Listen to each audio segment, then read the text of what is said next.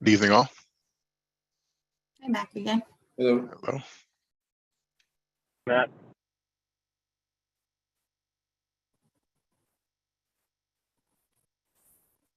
Let's see.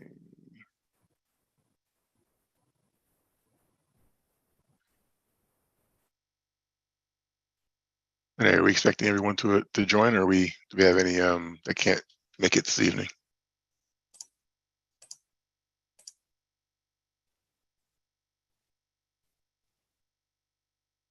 And can you hear me? Yes. Do we expect all of our members to join, or do we expect any not to join Yes, us? we have right now. We have everyone who is joining, and then we're missing just one that will not attend. So we're fine now. Okay. Thank you. So it is 5 o'clock. Good evening, everyone. And I guess with that, Renee, if you take the roll to start the meeting. Max Starks, Here. Mary Kate Mirren, Present. Mary Kate, Present. Samalid Hogan, Present. Maurice Lindsay is not present, Norm Roldan, Present. and Jeff Sattler. Present. Thank you. Excellent. Thank you, Renee. And like I said, good evening, everyone. So we will start right off with our fiscal year 2022 audit update. We just had our audit committee meeting just prior to this, and we had a good discussion with our auditors. You know, I guess I'll start with the fact that there was a resounding, I'll call it phenomenal, you know, given to our staff here in terms of reacting to questions, comments, providing data, doing that timely, you know. So I just want to start off with that, because that's not easy, you know, to do, and to have folks mention that. And it was both audits teams mentioned that. It was, I want to make sure we highlight that here. So kudos to the team, you know. And again, I thought that there was a good update, you know, that was provided to us during the discussion, you know, by the audit team in terms of hitting the highlights of the audit, you know. And as we'll talk through, there was an unqualified, you know, opinion, you know, given. So with that, why don't we have the auditors kind of walk through the update? So Michael and Lisa, if you could take us through it. All right, Lisa, I think Lisa wants to try to hit a couple of highlights for everybody. Go ahead. Yeah, so we went into very, very extremely much more detail than I'm going to go into right now. I'm just going to kind of hit on 5 or so major points that affected your financials, or the results that are shown on your financials at 2022. So during FY22, the college implemented GASB 87 that relates to leases. And in doing so, at 6/30/22, there's about a $2.6 million asset that's now going to be amortized over a straight line basis over the term of the lease or its useful life. And then there's a liability for about $2.7 million at 6/30/22 that is now going to be decreased as payments on the lease are being made. So that's a major change to the financials and going forward. Your assets and deferred outflows increased by about $3.8 million from prior year. They're at about $125 million at 6/30/22. And that increase was pretty much driven solely by the investment purchases that you made during the year, netted with the losses that you took on those investments, resulting in an increase of about $3.5 or so million. On the other side of your statements of net position, your total liabilities increased by about $905,000 or so. But that was largely because of the new lease liability that we brought on, or that the college brought on as a result of GASB 87. So overall net position, or retained earnings for people in the for-profit world, it increased by about $1.7 million from prior year and sits at like a healthy $98 million. So all that being said, it's a strong balance sheet and it's a strong positive net position that the college ends FY22 with. On the operating revenues and expenses side, enrollment was down. So your tuition and fees were down. And so your operating revenues were down. It's like boom, boom, boom. One affects the other, right? And then your operating expenses happen to be up by about 3.5 million from prior year. But that was largely due to the fact that you took your HERF revenue and increased the scholarships expenses. And so gave it out to students and did a little bit of work around campus. And the expenses were largely driven because of expenses you incurred and spending the HERF money. Speaking of HERF, you totally were awarded between FY20 and FY22. You had a total award of about 29.6 million. Okay. In FY20, you recognized as revenue and expended about $1 million. And then in FY21, it was 10.4 million. And in FY22, it was about 14 million.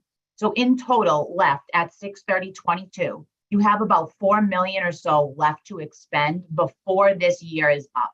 So by 6/30/23, that's your deadline. The government said no more for right now after that. So you have another year to spend about $4 million or so in HERF funding, which is a tough thing to have to do, I'm sure, but that's where it stands right now.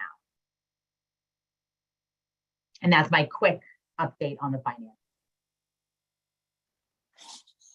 Does anybody have any questions? I do have a question. Can we be clear? What is that money already encumbered for? The If it HERF, has been encumbered. I just need to know if there's a plan already for those funds, because you don't want to make it seem like, oh, we got an extra 4 million just hanging around. Surprise. No, I'm sure there's a plan for that money already.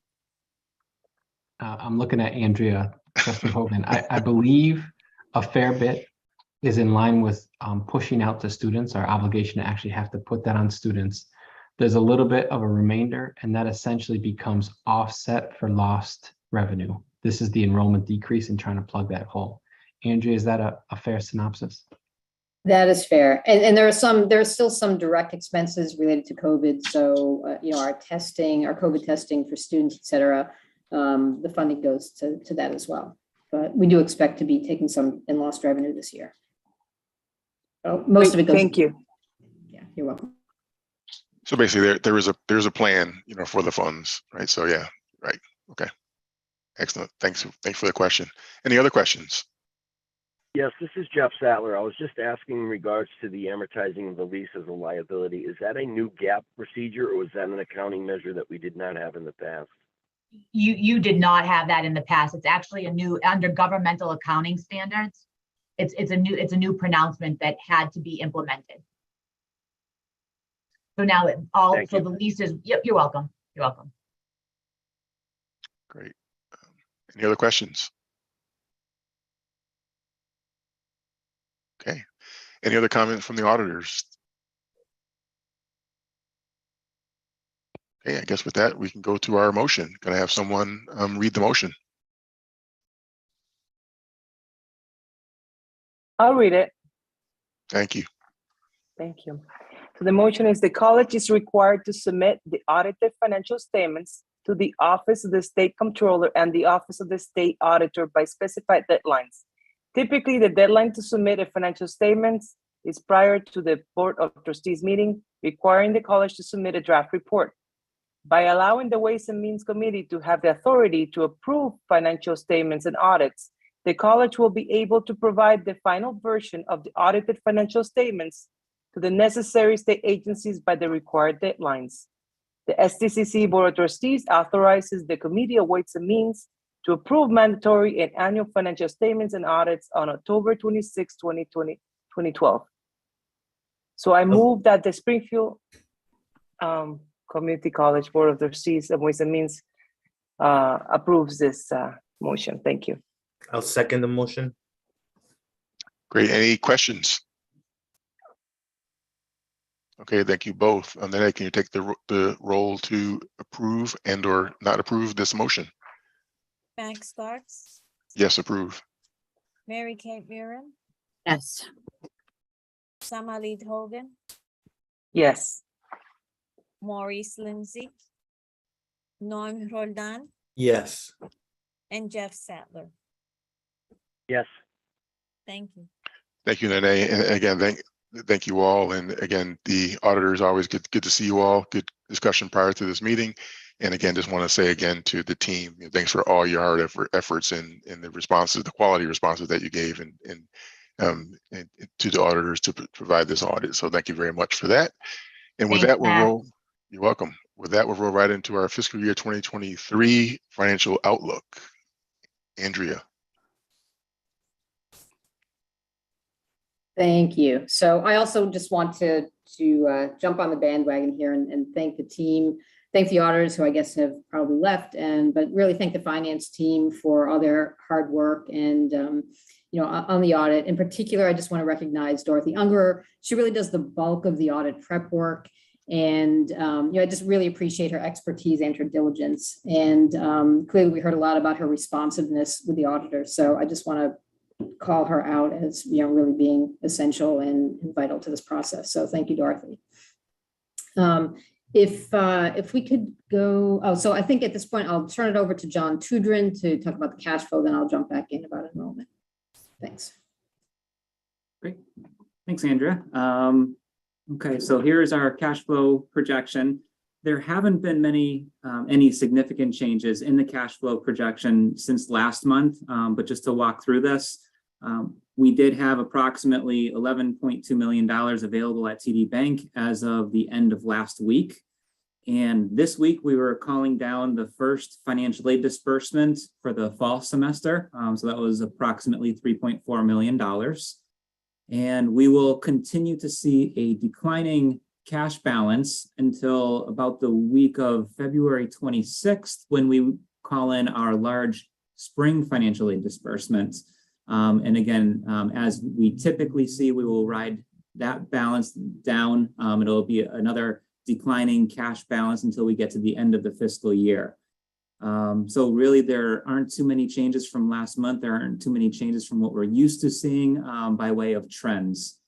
And if we can advance to the next slide, this is essentially a summary. It gives you a line item idea as to the cash inflows and outflows.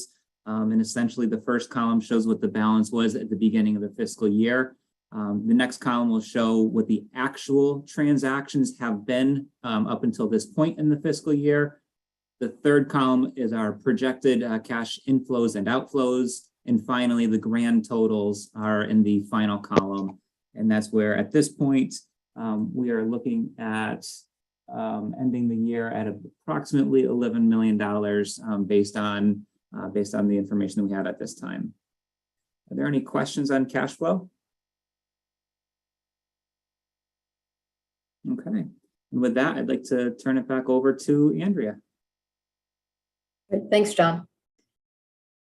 So if we can go to the next slide. Okay, yeah, that's great.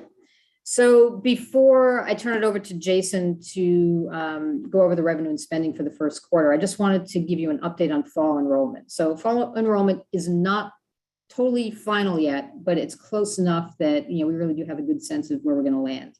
So if you recall, we actually budgeted enrollment in terms of credits. We budgeted credits to be down 7% from last year. And that would be for the full year. Where we are now, it actually looks like fall is about even with last year. So instead of being 7% down, pretty much even. You can see, I'm not going to read through all the numbers in the chart, but you can see summer was a little bit ahead, fall's about even. And so when Jason presents the revenue and spending, you'll see that we're using a projection for credits of about 72,000, a little under 72.4. So that includes what this even number essentially for fall, and then still assuming 7% down for spring, which, I'm, potentially optimistic that it might not be that, but just to be conservative, this is our now conservative estimate for annual projected credits. So, looking at that number, that would bring us at about 3.7% down from last year instead of the 7% down. But that would actually be 3.5% ahead of budget. So we're looking to be, better than what we had budgeted for. And in a few minutes, Jason will show you the financial impact of that new projection. I just wanted to add that, this favorable budget variance on credits isn't just a fluke. You know, it's the result of intentional, strategic, collaborative efforts between student affairs, academic affairs, and marketing teams, really focused on recruitment and retention through like individualized engagement with students. And I'm not the best person to give you details on that, but I just really wanted to, you know, share that, you know, this is really the result of intentional efforts on the part of the teams across campus. So I don't know if there are any questions. Jason can provide the revenue and spending update, but any questions on any of that? Yeah, Andrea, thanks for that overview. I guess my question is, so I know you said there were actions taken, but how do we know that the actions we took actually drove this flat enrollment? I mean, do we know that there's a direct correlation, or we're just assuming that the things that we did benefited? I mean, do we have anything? Maybe not asking you. Maybe it's a question for Dr. Cook. But do we have anything that we can say, okay, these actions drove the results? Yeah, I would say, Mac, it's somewhere between anecdotal and correlational. It's definitely not causal. And the thing that helps us is using, again, our 14 sister institutions as a comparison. There are only just a few of us who have landed flat or just a little bit better in terms of fall enrollment. So it really is this sort of compendium of interventions, if you will. And again, we could probably stack up 10 or 12 between the different vice presidents on this call to share some of those examples. But it is definitely very difficult to sort of string all that together to say, and because of all this, we really were able to find some version of a floor. But let me just, I saw Jerry DeBurley's hand. Jerry, you want to have a chance to jump in? And I see Darcy smiling. Let me just, Mac, just give a minute for each of the. Sure. Yeah, go ahead, Jerry. Yeah. I think where we can quote count is that there was a very active intervention and contacting of stop outs, right? So folks who had left and had not registered, and both student affairs and academic affairs staff and faculty spent really a lot of the summer and early before the term began in calling and reaching out and having basically recapturing some of that student base. So that certainly is quantifiable, but the rest is in that same wave of outreach, going back to students who had students who had been with us last year, but weren't, quote, considered stop outs, but were folks who had not registered either. So a lot of outreach to that. And I'm sure Darcy has probably data rather than my reporting on that. Darcy, you have a minute version?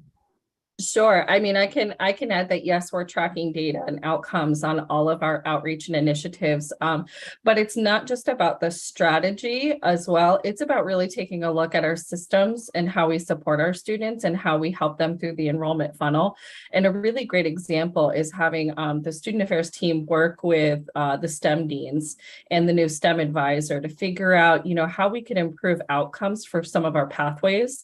And they developed a strategy and individualized support for students in STEM pathways. And we saw a direct increase in the numbers of students, being supported in those areas and returning for coursework. So everything that we do, we definitely have a broad strategy of proactive engagement and individualized outreach. But the piece with the individualized outreach is that we really take a look at every single student, what they need, and then we create the support and the outreach around that. So if somebody is a criminal justice student and they haven't taken criminal justice 101, they're going to hear from us and we're going to get them registered for that class.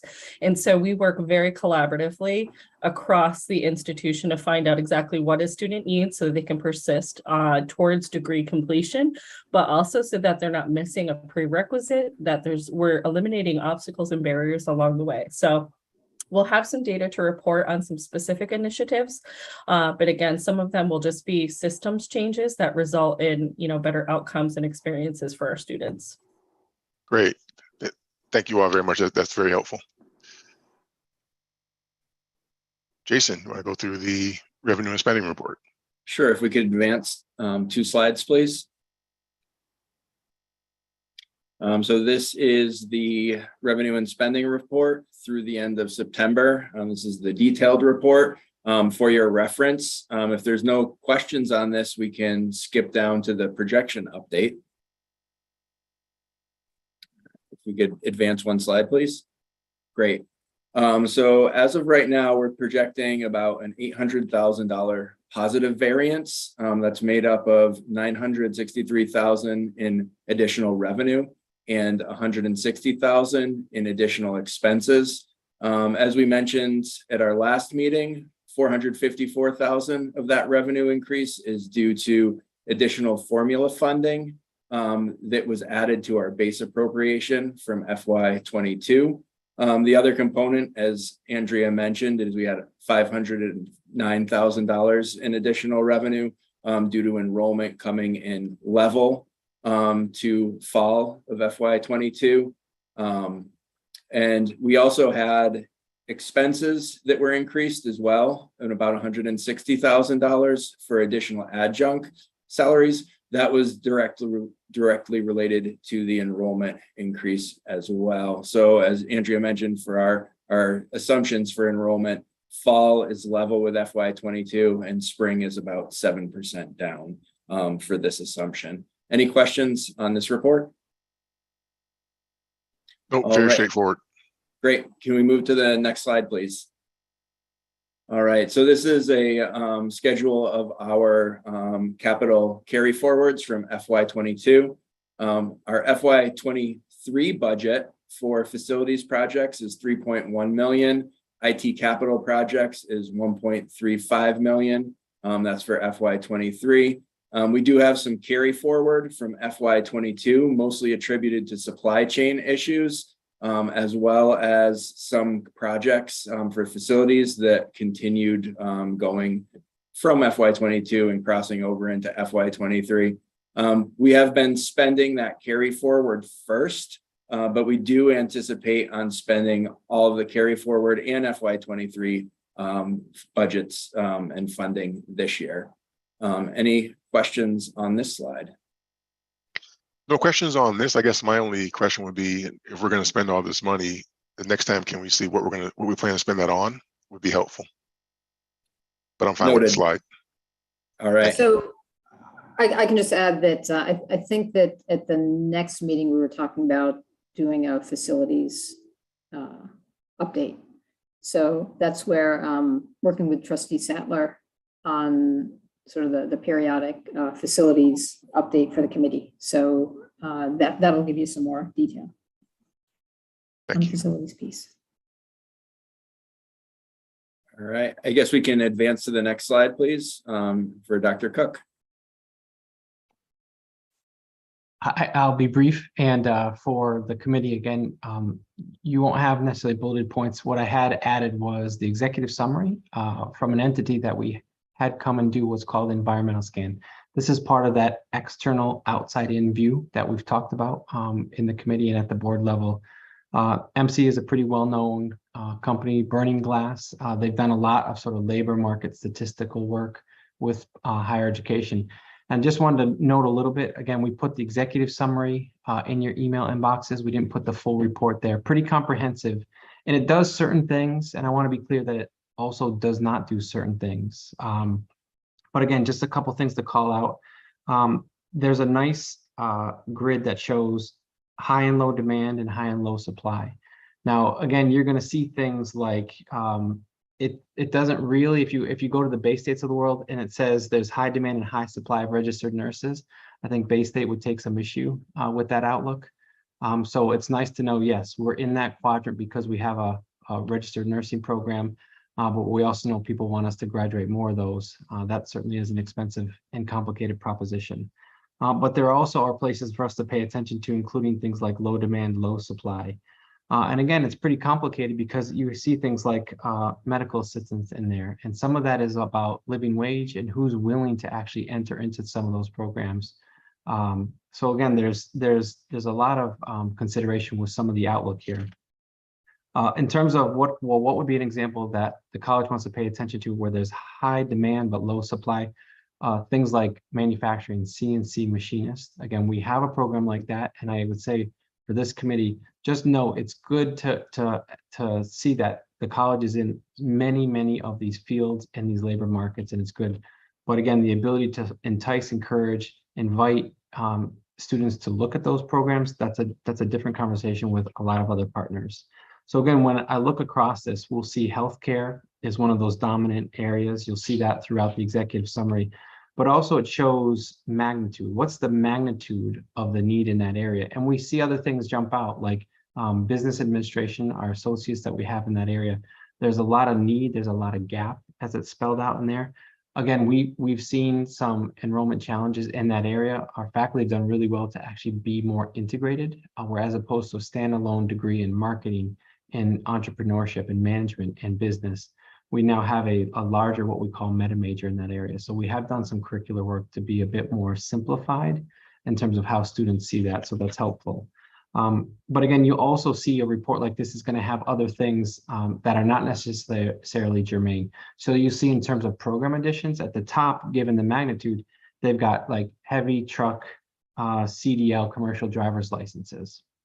Given our location, our campus, that's a little bit of a difficult conversation. Our workforce folks, Gladys Franco is on here, is looking at a foot in the door when it comes to CDL. But you also see they go all the way down to the gap is only 8 for MRI technicians.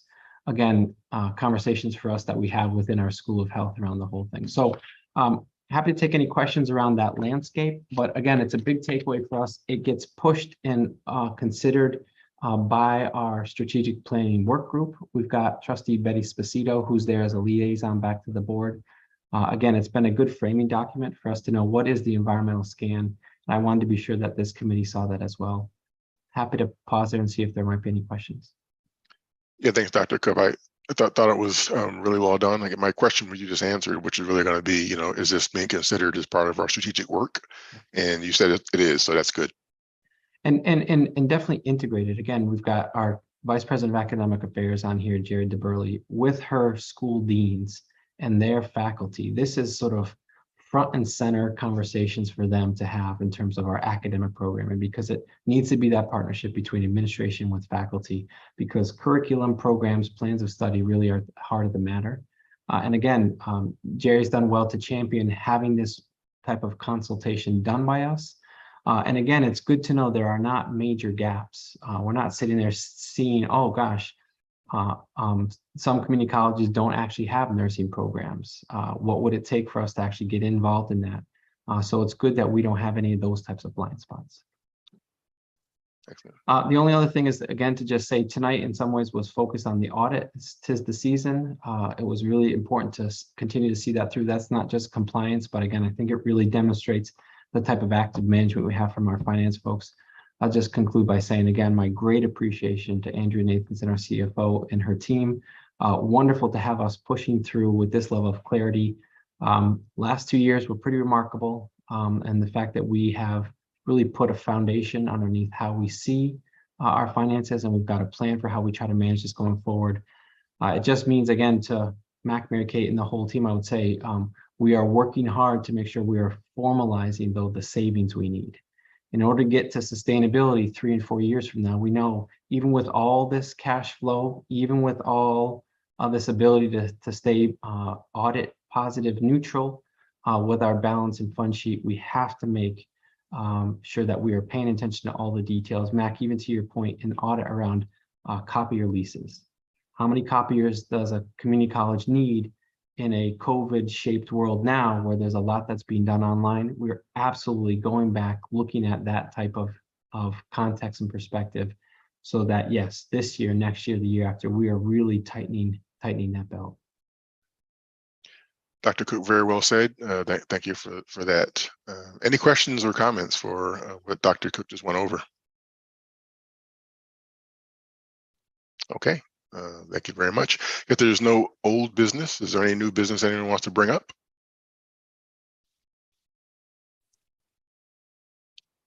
Okay, hearing none. The date of our next meeting is November 14th. I can't believe it's already going to be November, right around the corner, but it is what it is. And so today with that, we take the roll to adjourn the meeting. Yes, Max Starks, Yes. Mary Kate Mirren, Yes. Samalit Hogan, Yes. Maurice Lindsay, Norm Roland, Yes. and Jeff Sattler. Thank you. Thank you, Nade, and have a great evening, everyone. You guys. And everybody. Thanks. Bye.